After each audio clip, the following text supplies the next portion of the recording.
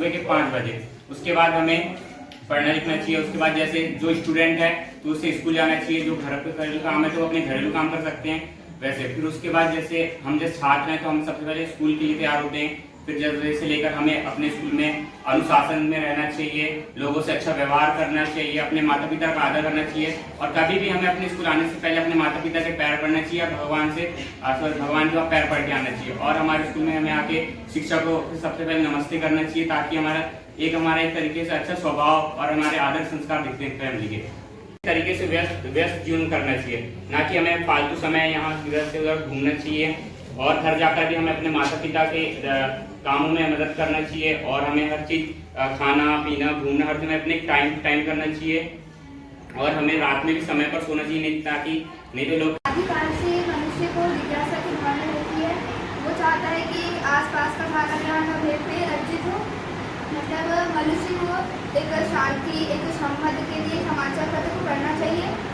सर्वप्रथम समाचार पढ़ने से मतलब देशों विदेशों धार्मिक राजनीतिक आदि विषयों का हमें ज्ञान होता है।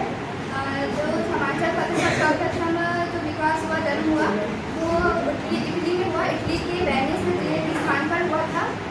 सर्वप्रथम हमारा जीवन अधूरा होता है। अगर वृक्ष नहीं होंगे तो हमको खाने के लिए जो आहार है वो नहीं मिल पाएगा। और अगर वृक्षों की कमी हो जाएगी तो हमारे पृथ्वी में प्रदूषण बढ़ जाएगा, विषम परिस्थितियाँ उत्पन्न हो जाएंगी जैसे बाढ़ सूखा। क्योंकि वृक्ष से ही हमारे पर्यावरण में स्वच्छता बनी रहती है, हमें शुद्ध वायु प्रदान करते हैं।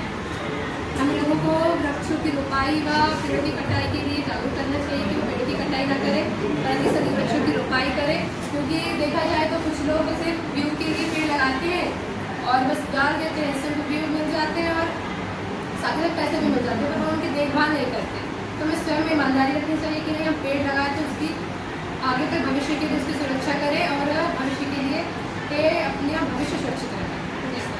आहार के बारे में बोलना चाहूँगी कि हमारे जीवन में सबसे मूल आवश्यकता में से एक है आहार, जो कि सिर्फ भूख मिटाने के लिए खाया जाता है, शरीर को स्वस्थ एवं हष्ट-पुष्ट बनाने के लिए भी खाया जाता है।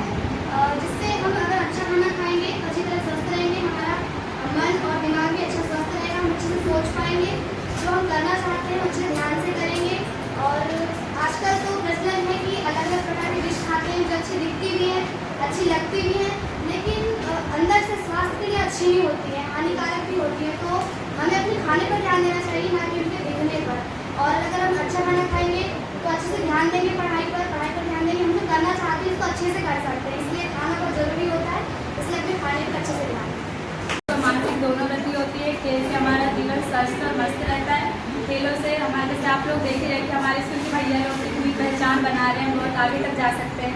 तो खेलों से भी बहुत कुछ हो सकता है और हमारी बुद्धि का मतलब विकास होता है। पढ़ाई के साथ हमें खेलों पर भी ध्यान देना चाहिए।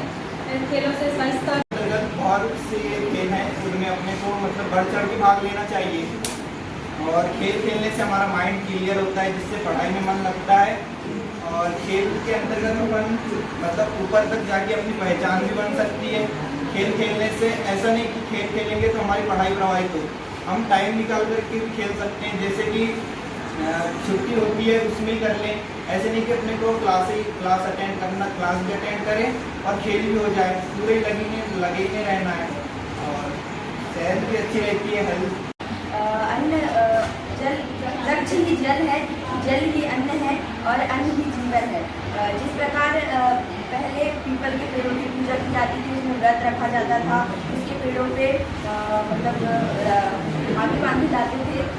परंतु आज के समय पर कोई पीपल के पेड़ों को काटा जा रहा है एवं अन्य पेड़ों को काटा जा रहा है। बोलना चाहूँगी शैक्षिक भ्रमण से हमें कई तरह से जानकारियाँ प्राप्त होती है। शैक्षिक भ्रमण हमारे लिए बहुत ज़्यादा आवश्यक है। जैसे कि हमने 9th-10th में IT सब्जेक्ट लिया था, उसमें हम सामने से आते हुए वाहनों को जगह देना चाहिए, हमें धीरे से चलना चाहिए, आराम से चलना चाहिए। जला रहे हैं तो बहुत ज़्यादा प्रदूषण हो रहा है। अगर खेतों में अगर ये कचरा जा रहा है तो किसानों को फसल उत्पादित नहीं हो पा रही है, इससे उन्हें भी बहुत नुकसान हो रहा है। क्लास में भी बहुत कचरा खुला रहता है, पढ़ने में मन नहीं लगता है। इसलिए कचरे को फेंकना नहीं चाहिए, एक जगह स्थायी रख देना चाहिए या तो कुछ डस्टबिन में डाल देना चाहिए।